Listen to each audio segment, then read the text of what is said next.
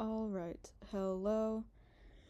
This was once again supposed to be a stream, but streaming hasn't been working out for me, so until I can get it to work out, I will instead be doing pre-recorded videos and then premiering them just like this. Hold on, let me read my script. Hello guys, for any new people who don't know me, which is probably most of you, I post animated music videos and more recently short animations as teasers for chapters of my story. I recently have gotten more audience members and most of them aren't caught up on the lore, so I'm doing live streams reading them in chronological order. Today I'm doing chapter 2. I will start by showing the animated music video that was a teaser for this chapter. Okay, so here's the video. I'm making sure it's on lower volume so that it, isn't crazy loud. So hopefully it won't be jarring. Also, a trigger warning for animation made by someone who was trying their best but didn't know all the principles yet. 'Cause this animation is old. I made it over a year ago.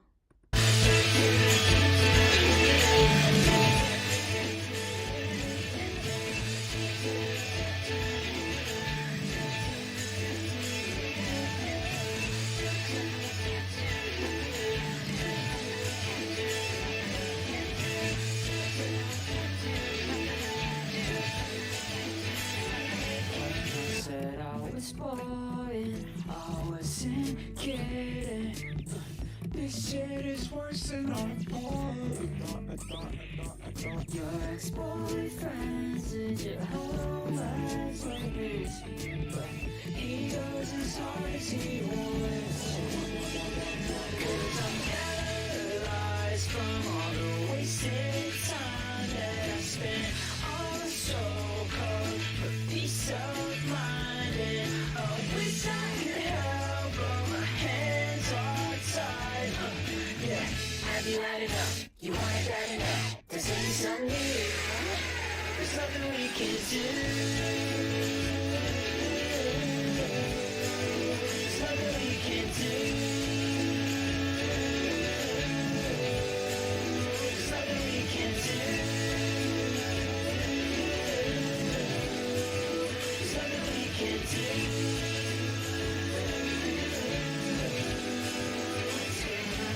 Into a straight jacket, then a hospital tucked the corners of my bed. I don't wanna hang out anymore. I put my little black dress and my high heels on. I dance around to my favorite songs.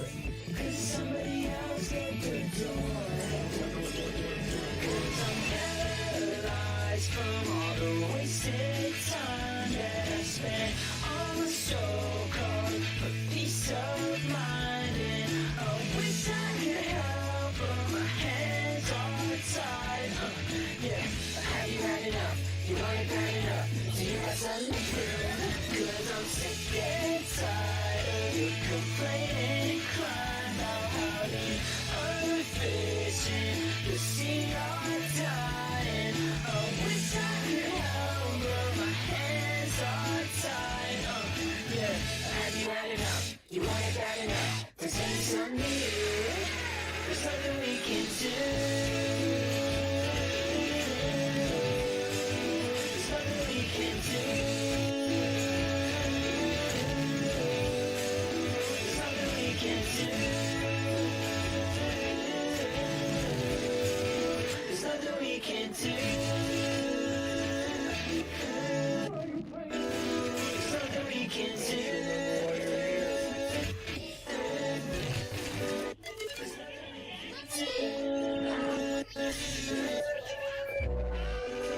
There's nothing we can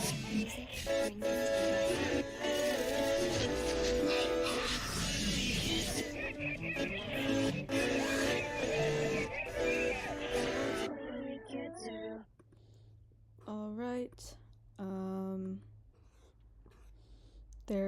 is significance to that date that was on the screen at the end there, March 22nd, 2024.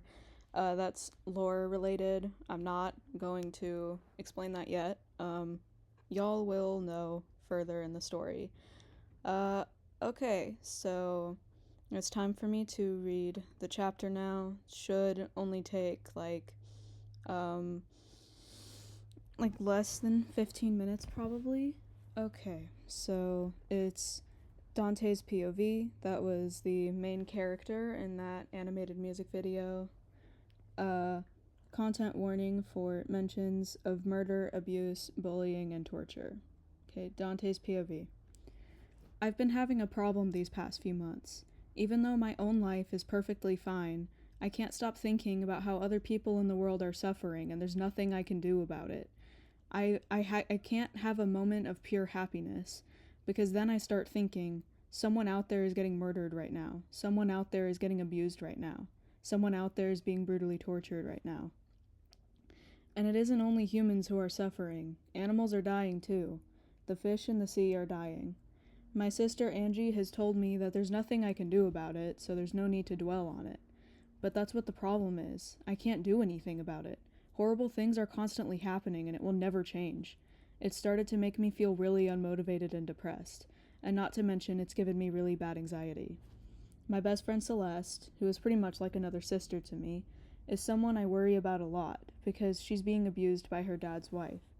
I wish she didn't have to go through that. It makes me really upset.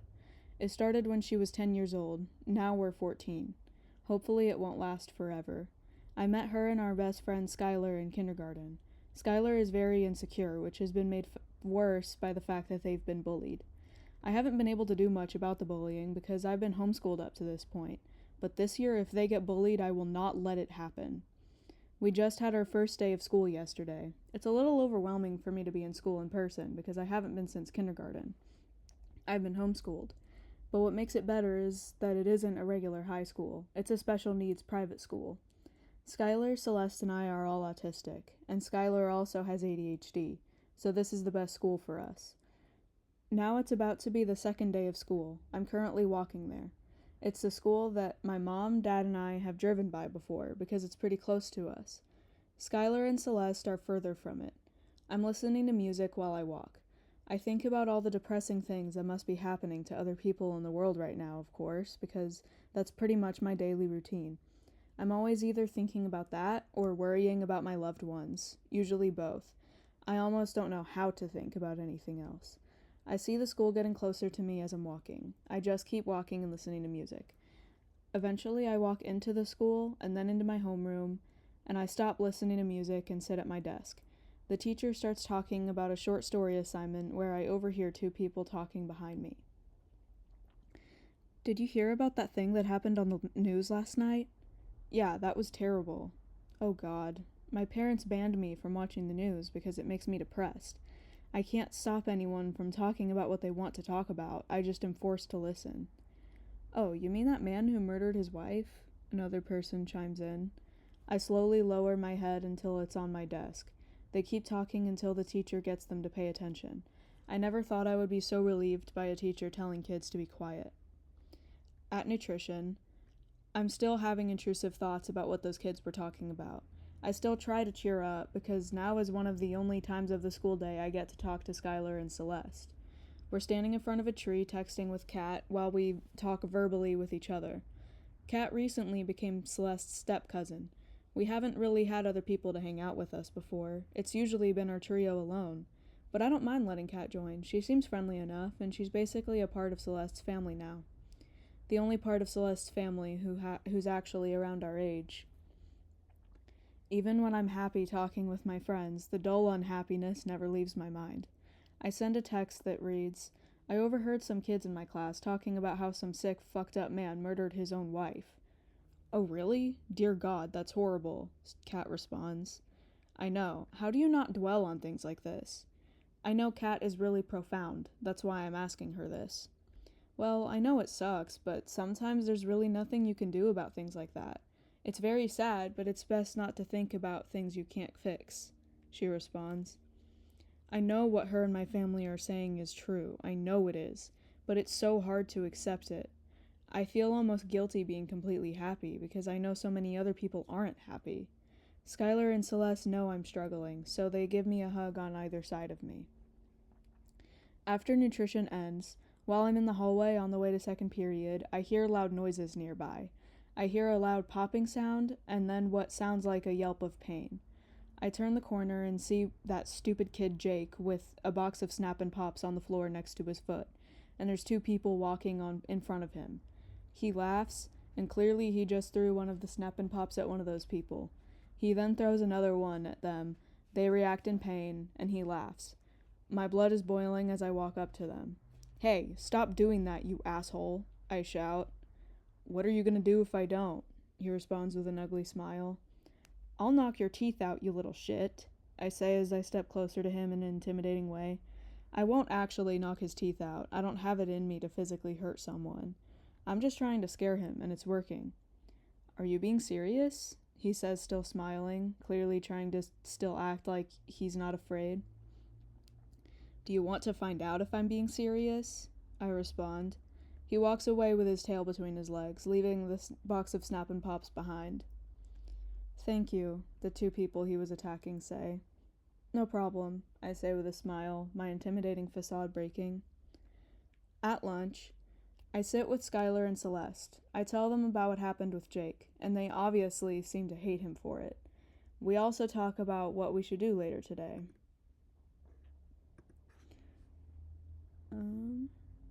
Sorry, I lost my place. Maybe we should hang out at the mall together near my house. It's been a while since we hung out there, Skylar says. "Yeah, I'll ask my dad. I'm sure he won't mind," Celeste says. "I'll ask my parents," I say. I can tell Celeste is happy about doing something after school. It's sad because I know it's partially that she wants to hang out with her friends, but I also know for a fact she wants to postpone going home. Right before study hall, I'm in the hallway on my way to my homeroom class when I hear a familiar voice, a voice I hate. "Hey, are you talking about me?" I hear Celeste's voice respond. "It's not my fault you're so sensitive. Hey, are you the kid who lives across the street from me?" Yeah, I think so," I hear Skylar's voice say. "You look even uglier up close." I walk up to them. "Hey!" Jake already looks terrified at the sound of my voice.